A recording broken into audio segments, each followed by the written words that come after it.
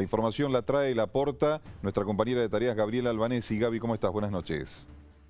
¿Cómo estás, Maxi? Bueno, muy buenas noches para todos. Y si es información muy reciente de las últimas horas, de hecho se comunica en la acordada de los martes, en la acordada que hizo hoy la Corte Suprema de Justicia de la provincia, y la novedad llega por el lado del secretario de Gobierno, Eduardo Bordas, histórico secretario de Gobierno del máximo tribunal, que anunció, sin fecha concreta, pero sí anunció que reactiva su trámite de jubilación, un trámite de jubilación que él ya lo había realizado antes de lo que fue la reforma previsional. Ahora hay que ver si se puede acatar a ese antiguo sistema, si le dan los plazos o si, bueno, al retomarlo finalmente queda bajo el nuevo régimen. ¿Se especula con ¿Por qué? posible fecha, Gaby?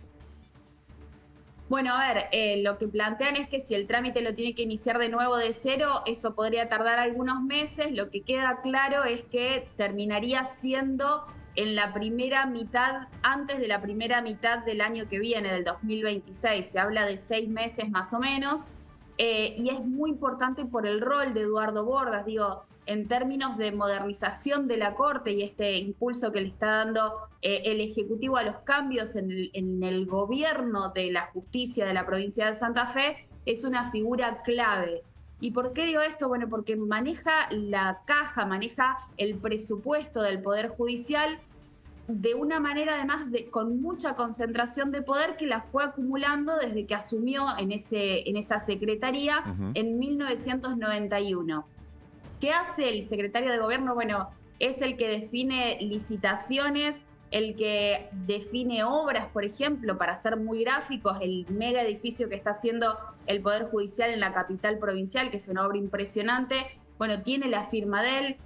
Pero hablamos también de contratación de servicios, contratación de tecnología, bueno, todo lo que tiene que ver con la gestión, con la administración del Poder Judicial, lleva la firma de Eduardo Bordas, y además un rol que se le dio en todos estos años y que fue acumulando en estas décadas que lleva en ese lugar, de definiciones casi de manera exclusiva. Sí. Se sabe que él trabaja de manera muy ajustada con algunos de los integrantes de la Corte, muy cercano a Rafael Gutiérrez, a Roberto Falistoco también, muy en sintonía con esos cortesanos, y esto significaría un cambio muy importante porque cuando el Ejecutivo, bueno, impulsa estas modificaciones en el máximo tribunal, recordamos que ya llevamos 3 renuncias, 2 ya efectivas, la de Mario Netri, la de María Angélica Gastaldi, y en las últimas 2 semanas se conoció también la jubilación ya con fecha para septiembre del año que viene de Eduardo Spuller. Bueno, cuando el Ejecutivo impulsa todas estas modificaciones, hablaba también de Eduardo Bordas. Hay una parte del discurso de Maximiliano Puyaro cuando asume la gobernación que dice, bueno, hay que hacer más eficiente la justicia.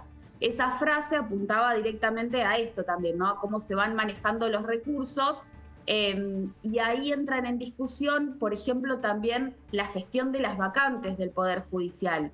Hay, bueno, un desayuno que se realiza el año pasado, ustedes lo recordarán, un domingo a las 7 de la mañana, estaban citados los cortesanos, y ahí lo que se discutía era esto, ¿no? Un pliego, un pedido de entre 80 y 100 vacantes, y ahí el Ejecutivo, como contrapartida, les dice, bueno, pero hay que priorizar esos lugares. ¿Por qué los están pidiendo? Claro, justificarlos.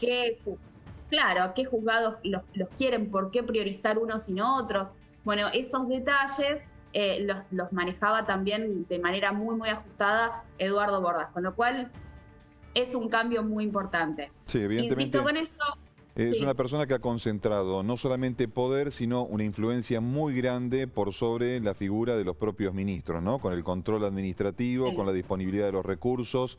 Quienes lo conocen de cerca y saben de su trabajo también destacan, y esto a favor del propio Bordas, que es una persona que conoce al pie y al detalle el funcionamiento de toda la estructura del Poder Judicial. Una persona que, te dicen, lo pueden estar viendo hoy en Vera y mañana en Venado Tuerto, recorriendo prácticamente toda la provincia, con un control muy estricto.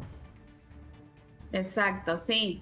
Bueno, conocer al detalle implicaba justamente, ¿no?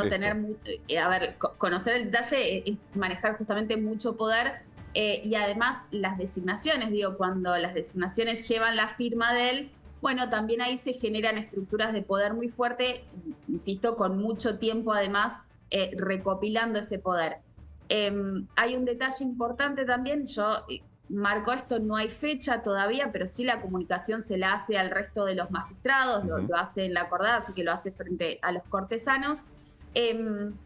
Y hay algo que marcan y es que ese poder en el último tiempo se había empezado a desdibujar. Y esto tiene que ver también con la reforma constitucional que tuvimos en la provincia de Santa Fe hace muy poquito, que marcaba también un límite de edad para los jueces. Esto los empezó como a acorralar, sobre todo a los jueces que superan la marca de los 75 años, que es lo que dice la Constitución que los habilita para el ejercicio de la magistratura. Y además, la reforma también lo que preveía era, bueno, sacar de la estructura del Poder Judicial al Ministerio Público de la Acusación y a la Defensa. Se crea este cuarto poder que es el Ministerio Público. Bueno, ya en la última presentación de presupuesto, del proyecto de presupuesto, está ya reconfigurado, marca cuánto del presupuesto que tenía el Poder Judicial ahora va a este nuevo órgano, es aproximadamente un 25%. Bueno, lo que cuentan en el círculo rojo del Poder Judicial es que esa negociación, por ejemplo, que se dio en las últimas semanas, sobre todo el conteo se hacía respecto de cuánto del personal del Poder Judicial pasaba al nuevo poder. Bueno, esas negociaciones fueron sumamente tensas, ya al punto que incluso se escuchaban a viva voz por fuera de la oficina, y eso empezó a marcar, bueno, las tensiones que había y que ya eran muy difíciles de ocultar. Entonces lo que plantean algunos ahí en la estructura del Poder Judicial y quienes cuentan un poco los pormenores de estas negociaciones es que ese poder se empezaba también a desdibujar, como le está pasando al resto de los cortesanos, ¿no? Que empiezan a ver, bueno, los límites más marcados en la gestión. Bien. Y algo que contaban del perfil de él, además, es que, bueno, muchos de los jueces de la Corte, al delegarle esas funciones de gobierno, se liberaban también de tener que ejercerlas por sí mismos. Entonces, bueno, hay como un traslado de poder que durante mucho tiempo funcionó y les venía bien también a los ministros de la Corte. Okay. Son cambios de época. Estaremos muy atentos a las repercusiones que genere esta información que agradecemos nos hayas compartido en esta noche. Gaby, gracias. No, gracias a ustedes. Muy amable, buenas noches.